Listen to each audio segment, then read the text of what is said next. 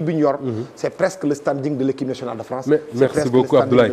Alors Mbaye Jacques maîtrise dans l'organisation maîtrise ci équipe bi ci boppam permettre na Sénégal ces 4 dernières CAN finale na 3 fois su ma juumul jël trophée bi 2 fois ça veut dire simplement que ni comprendre nañ yoon bi depuis longtemps quand même.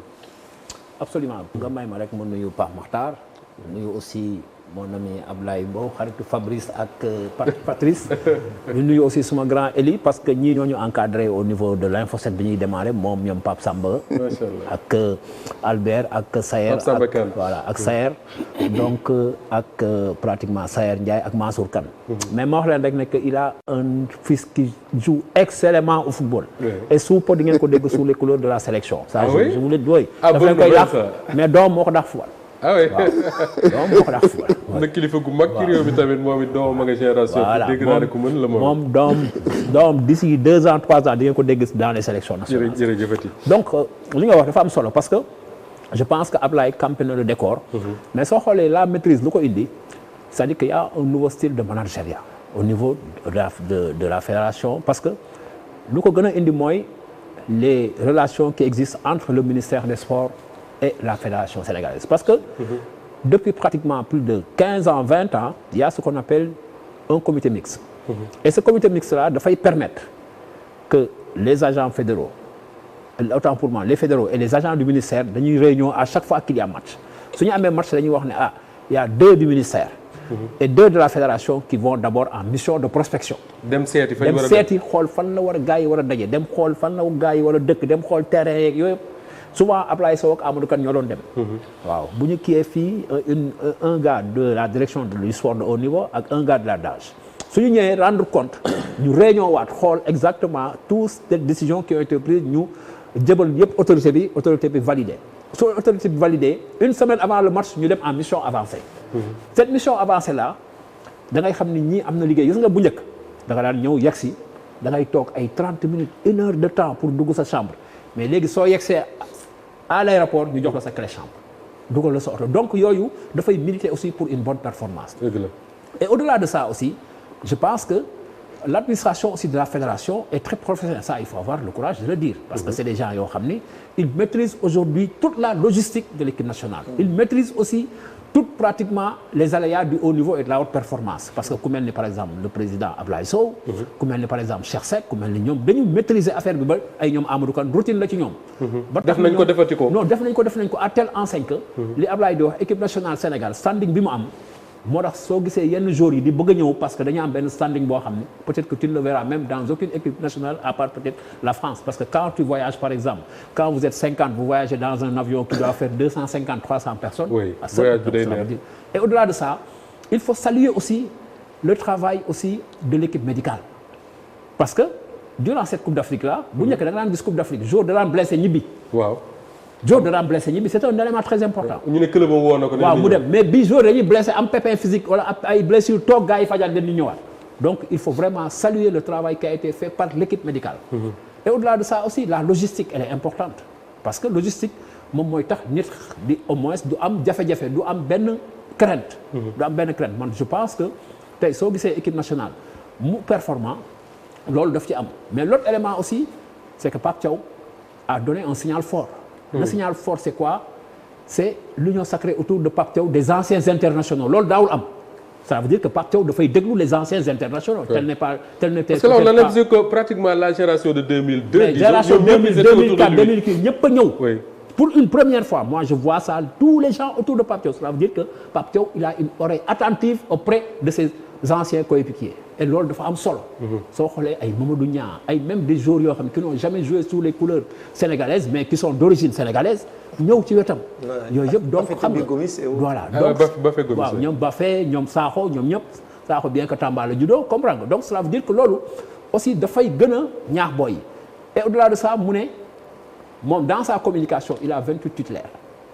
Ça veut dire que sur les 28 titulaires Pape Thiaw quand vous voyez aujourd'hui quand vous faites le monitoring par exemple des joueurs qui ont été utilisés Pape c'est le seul joueur à part le Nigeria parce que Nigeria dañu gagné 2 matchs après entraîneur bi pratiquement tourné autour des 26 jours 27 troisième match oui. Mais Pape c'est le seul joueur qui a c'est la seule équipe qui a tourné autour de 24 joueurs parce que les autres fait jouer 24 joueurs. Les autres tournaient autour de Pape kan moo jéewul Ousseynou Niang moo jéewul les deux gardiens ak boy Mamadou Lamine Camara bi nekk Berkane ñooñu rek a jéewul dans l'équipe de Pape Thiaw mais à part ça ñëpp jé nañu donc soo xoolee loolu aussi da ngay xam ni cela veut dire que Pape Thiaw avait préparé son équipe et dans son équipe il y avait 10 attaquants foofu ngay xamee ne kii dafa dem pour gagner. dafa audacieux comme il a été audacieux parce que man je l'ai un peu j'avais tiqué bi ma mais Pape 10 attaquants toi tu prends ay 5 défenseurs ay 8 milieux 10 attaquants sur 26 jours après quand j'ai pris de recul j'ai fait une analyse ma ne kii dafa dem pour gagner cela veut dire que comprendre que lui il a pratiquement triplé tous les postes en attaque pour leur montrer que fii amul titulaire ku dox yaay jouer et je pense que bi mu ñëwee premier match avant la veille de la conférence de presse il a dit que lui il joue en fonction de l'adversaire et boo xoolee Sénégal soo xoolee il a joué les premiers matchs il a joué avec 2 milieux. Oui. 2 milieux. Après il a changé en fonction de l'adversaire. Et au fil du temps gis nga la finale il a joué avec 3 centraux 5 milieux de terrain 2 attaquants. Donc ça veut dire que lui il joue en fonction de l'adversaire c'est-à-dire qu'ils ont une bonne lecture tactique. Et il a eu la chance d'avoir ay joueurs yoo xam ne dañ ko déggal joueurs yoo xam ne aussi am nañu expérience Coupe d'Afrique. Oui. Mais je pense que il faudrait que c'est tout un arsenal qui a bichonné, qui a gagné, que ce soit au niveau de la fédération, que ce soit au niveau de l'équipe médicale, que ce soit au niveau aussi de l'équipe qui se charge de la logistique, tout comme aussi les joueurs. Mais Jacques, nous Pape Thiaw def pour que li ngay wax noonu joueurs yi déggal ko. Je pose la question parce que biñ koy soog a nommé entraîneur il y avait beaucoup de sceptiques sama genre nga xam ne xamuñu football dañ doon wax ah non Pape Thiaw mënul yor équipe nationale ñenn ñi ne c'est comme donner une Ferrari à quelqu'un à un apprenti car rapide quoi mais au fur et à mesure ñuy dem xam nañ ne Abdoulaye l'a expliqué léegi wane na ne mën na yor équipe bi mais comment il a fait pour que ces joueurs là nga xam ne ñu ci bari ils ont fait pratiquement 10 ans avec Aliou Cissé déggal ko ni ñu ko déggalee. mais xam nga Pape les gens oublient que Pape a fait l'école stéphanoise il a même gagné la coupe Gambardella c'est-à-dire que nit ñi. il faut ñuy xool exactement kii fan la jógee ak fan la dal. Oui. Et au-delà de ça il a fait le CHAN et Pape bi mu defee CHAN les gens oublient que Pape moo yóbbu woon équipe nationale du temps du je me rappelle à l'époque j'étais au cabinet du temps du premier ministre Amadou Ba qui était premier ministre des sports. Oui. Pape moo yóbbu équipe bi Rwanda mu dem jouer ji les gens dañuy fàtte loolu. waaw loolu amoon na fi. donc Pape moo yóbbu ñooñu. et au-delà de ça Pape dafa am humilité parce que Pape bu ko Ablaye Thiam wooyee léegi téléphone mu jël bu ko Ablaye Thiam waxee léegi mu taxaw wax ak moom donc et il a dit quelque chose que les gens peut-être ont oublié. Il dit moom dafay déglu nit ñi dafay déglu population bi. Oui. Ça veut dire que quelque part joueurs yi ñoom c'est des joueurs à culotte de milliards mais non c'est vrai.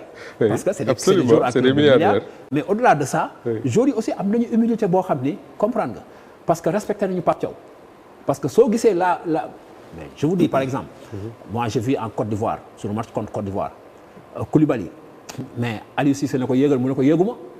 en Côte d'Ivoire oui sur le match contre Côte d'Ivoire bi ñuy éliminé yéegal serré mu ne ko yéeguma moi j'ai vu ça comprendre nga au-delà de ça Pape Thiaw il discute avec les joueurs les joueurs participent au schéma am na ñoo xam parce que c'est le cadre oui c'est il a dit am na ñoo xam danañ consulter parmi les joueurs comprendre nga man am na wax na ma ne comprendre nga benn kii boo xam ni nuitamment il a appelé quelques jours pour discuter avec ñoom. am na ay joueurs yoo xam ne yaakaar ñu woon jouer mais il leur disait préparez-vous demain vous allez jouer wala tel préparez-vous à entrer dans ce match-là. et def na loo xam ne aussi souvent xam nga souvent le lendemain de match. je ne sais pas si les gens ont fait la remarque. lendemain de victoire souvent quand les remplaçants s'entraînent. souvent c'était les adjoints mais Pape da doon ñëw loolu da doon jox considération les remplaçants pour leur dire que préparez-vous à tout moment pour être. comprendre que prêt à jouer comme ce qu'ont fait hier les gens. D'accord. Donc je pense que c'est des styles de managériat yoo xam ne dafay aussi militer pour la bonne performance. Très bien alors Elie Charles fi ma bëgg ñu taxaw ak yow mooy les joueurs ci seen bopp su ma nee les joueurs mooy dañu gis des Sénégalais parce que des Sénégalais talentueux quand même yu bari jaar nañ fi mais ils n'ont rien gagné wala boog li ñu gagné bariwul mais ñu gis des joueurs yoo xam ne soo leen dee seetaan sur le terrain mën nga leen reprocher tout sauf ils mouillent le maillot. C'est des combattants, c'est des guerriers, c'est des gagnants. Cette capacité de résilience-là, lan moo ko créé c'est parce que dañ leen former feneen fu bokkul ak fi ñu doon former joueurs yi fi nekkoon wala. c'est-à-dire que wala c'est un nouveau type de Sénégalais qui est en train de naître. faut déjà dire que ni fi mu nekk. les footballeurs qui sont allés représenter le Sénégal à la CAN ne sont pas tombés du ciel. boo koy synthétiser da ngay wax ni fi mu nekk. si c'était permis. le Sénégal aurait pu présenter ces 2 jeux d'équipe ñu final addina bi nangu. Sénégal contre Sénégal. waaw addina bi nangu ko. parce que le banc était aussi riche que ceux-là qui étaient dans le terrain. Absolument. C'est-à-dire que chaque joueur, et Pape Thiaw l'a montré en disant que symboliquement, j'ai 28 joueurs. Oui. 28 joueurs, 2 équipes là, avec l'esthète, comme on dit, au jeu de cartes. 28 titulaires. Oui. Wow. 28 Pour dire simplement que ni Toxi Bambi, ils n'avaient rien à envier à ceux qui étaient dans le stade et qui mouillaient le maillot aussi. Et ceux-là même qui étaient dans le banc mouillaient le maillot aussi à leur manière. Moo indi cette histoire de la serviette. De la serviette, de Yehvan Diouf. La symbolique est très forte pour dire déjà que fi nekk li tax Sénégal tey jii nekk fii moo di au-delà d'avoir 22 joueurs yoo xam ni de dimension mondiale du ma wax africaine mondiale parce qu'ils sont dans les clubs européens etc. moo di il y a un esprit et un esprit d'équipe boo poussé sax dootul esprit d'équipe esprit de famille loolu bokk na si indi sérénité bi nga xam ni effectivement tey jii booy yi mënoon nañu soulever des montagnes mais li ko gën a conforté moo di le coach. Oui, Pape Thiaw. waaw il avait la possibilité de naviguer entre 2 piliers yenn saa yi leader la yenn saa yi chef la il a fonctionné comme leader du premier jour de la CAN au dernier jour juste mi muy wane que ni chef la. mooy quand il y a eu cette injustice qui a fait que mu wane jikkoom nag. dañ ko jàngat léegi. mais symboliquement. symboliquement dafa doon gën a confirmer conforter ak consolider une devise qui est notre moo di fi nekk on nous tue on ne nous déshonore pas. Oui. Il l'a symboliquement montré xadar la et jusqu'à preuve du contraire ça ne faisait pas de lui quelqu'un d'impoli mais juste un lion noir rugissant cette fois. c'est tout. Oui. beneen affaire bi nag moo di. Oui.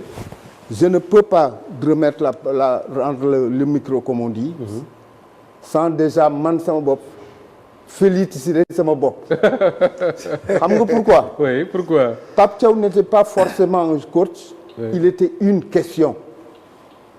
Les gens ont douté de ses capacités. Mais bien sûr. moo tax ma wax ni c'était une question. Oui. Cette question-là a trouvé elle-même sa réponse.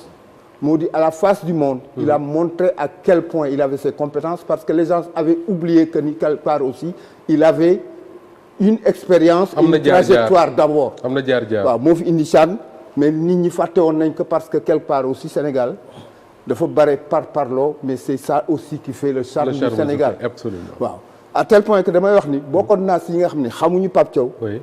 mais puisque je suis debout dans la prairie et dans la cité di joxe sama analyse sur des questions même qu'on ne me pose pas waaw j'avais dit que ni fi nekk man waa ji laa àndal parce que quelque part je l'ai suivi waxoon nga ko avant waaw j'ai écrit et tout pour dire simplement que ni fi nekk il faut lui accorder ça c'était peut-être du romantisme intellectuel mais je crois que ni fi nekk j'ai gagné parce que j'ai misé et j'ai gagné comme Ablaye waaw beneen affaire bi nag moo di lu tax may wax nii damay continuer aussi moo di je ne peux pas rendre la parole aussi sans féliciter l'actuel ministre de tutelle. Le ministre des Sports. waaw parce que fi mu nekk au premier attelage gouvernemental. J'ai contesté publiquement pourquoi ñu koy jox le ministère de la culture, de la jeunesse et des sports. C'était 3 domaines de souveraineté, c'était très lourd. Dame bi elle a une expérience sur le sport. Confiez-lui le sport parce que le sport n'est plus seulement un secteur, il est devenu un enjeu de portée mondiale. Il y a l'économie du sport, il y a l'économie de la culture, il y a beaucoup d'autres économies et qui font que quelque part. Mettez-la à l'aise, donnez-lui li mu xam, culture ñu trouver ñeneen ñu ko yox, d'autant plus que la jeunesse sénégalaise déjà est une question boo xam ni day tere nelaw nit. Ne serait-ce que boo leen xoolee rek si mbedd mi ak cag-cag yeeg machin chouette et cetera, c'est une préoccupation. À tel point que tey jii damay wax ni je félicite la dame parce que quelque part elle a su montrer ses capacités, mais singulièrement aussi si victoire bu amee elle a certainement compris avec l'État et surtout le Premier ministre, le président de la République que ni quand on a une vache à lait on la nourrit. On l'entretient. waaw donc koy mettre dans les conditions idoines et c'est ça qui a amené ces résultats-là. D'accord. Alors Pape Makhtar, cette victoire-là également ñu bari dañu wax ne c'est une victoire du refus maanaam